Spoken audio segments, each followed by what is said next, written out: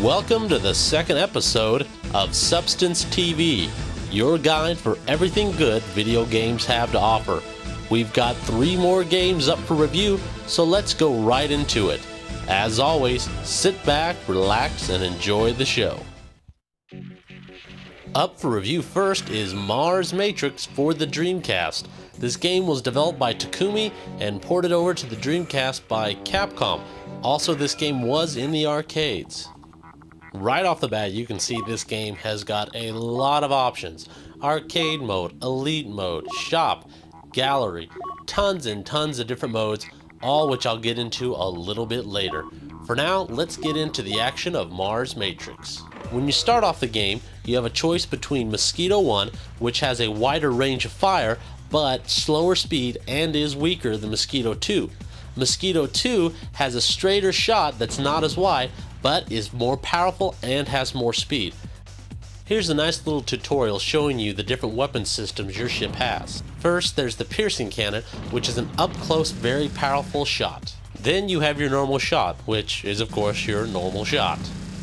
Next is the capture bullet feature, or as it's called in the game, Mosquito, which allows you to capture an enemy's bullets and slingshot them back at them for devastating damage. Last but not least is the gravity hole bomb. It's the same button you press to do the mosquito attack. Alright, so enough of my yapping. Let's check out the game in action.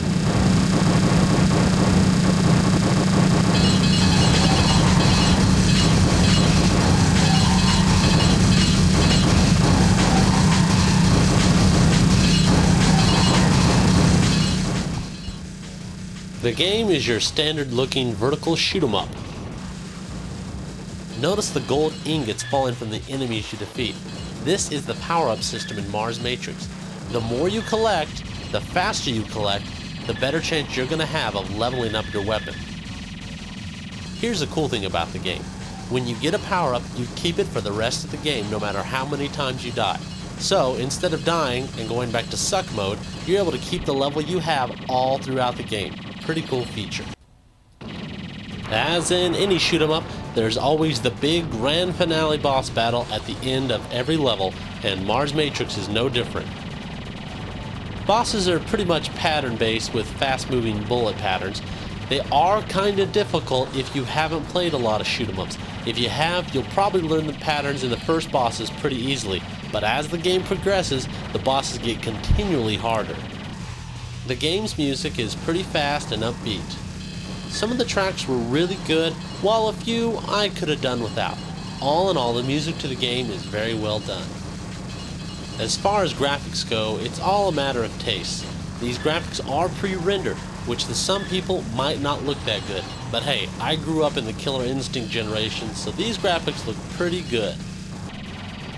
Everything considered, this game is one of the best shoot 'em ups on the Dreamcast, or any system for that matter. The graphics are great. The sound is really good, and the gameplay is super tight. If you're looking for a unique shoot 'em up experience you can't find anywhere else, you gotta pick up Mars Matrix.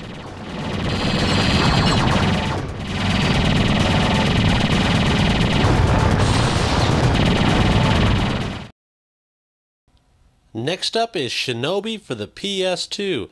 As always, let's get right into the good stuff.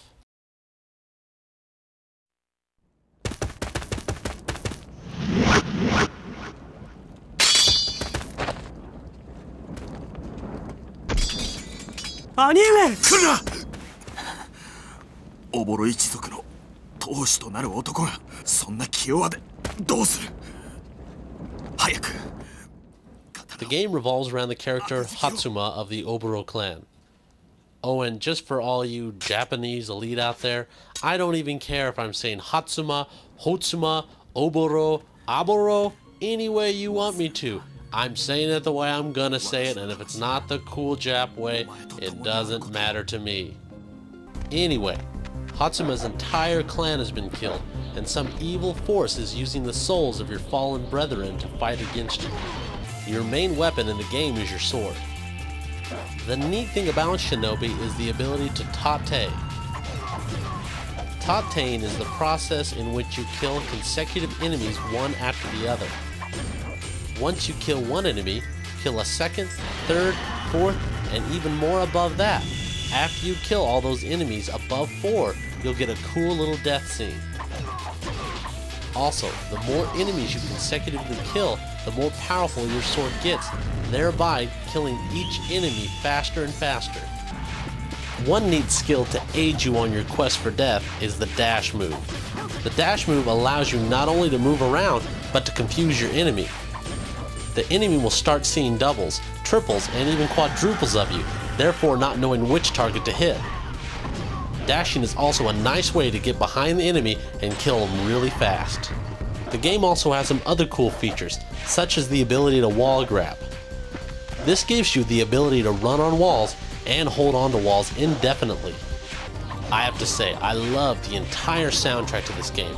It's all very upbeat techno style music that goes very well with the theme. It's a mix of techno beats, fast beats, and a kind of oriental style all in one. Hey, but don't take my word for it, listen to it yourself.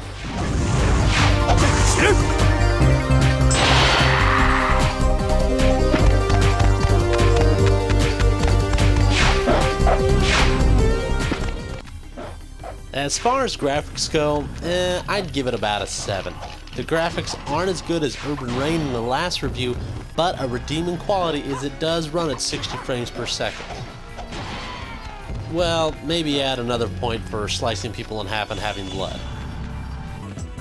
This game is difficult, even for a veteran player like myself, but after many plays and much practice, you'll get it down much better. What can I say?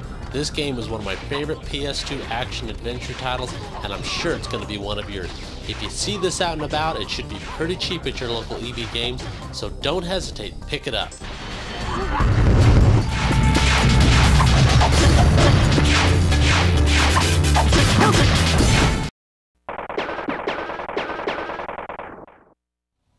Last in the reviews, but certainly not least, is Wild Guns by Natsume.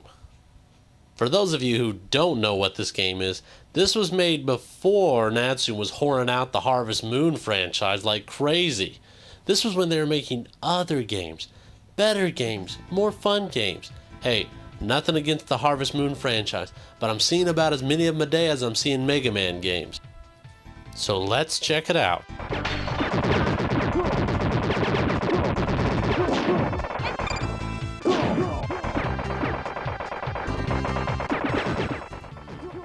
This game is like a mix between Operation Wolf and Sunset Riders. So like Conan O'Brien would say, it's like if Operation Wolf and Sunset Riders got it on. You can choose between two different characters, Clit or Annie. Both of them play pretty much the same, the only difference is one's a guy and one's a girl. Ooh, and look, pretty different colors. Basically, your goal is to shoot everything on the screen and not get hit by anything on the screen. Holding the shot button down will keep you stationary on the screen while your targeting cursor goes over the enemies you shoot. You also have a jump button that can be used as an evade button while you're holding down the shot button. You can also get power-ups throughout the game such as shotgun, Gatling gun, and many more. The boss battles are really cool in this game. From robot cowboys to pansy aristocrats who crawl on the floor to huge robots, the boss selection in this game is awesome. If things are getting a little too hectic on the screen, use a bomb to blow everything away. Or once your power gauge fills up, turn it into overdrive mode and equip your super powerful gun.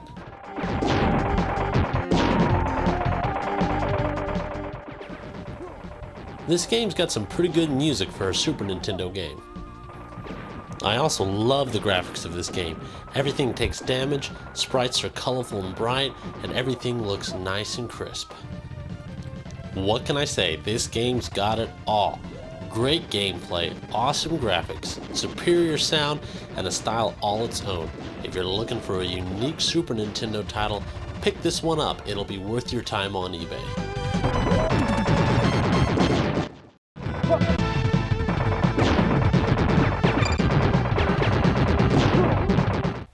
That does it for this episode of Substance TV.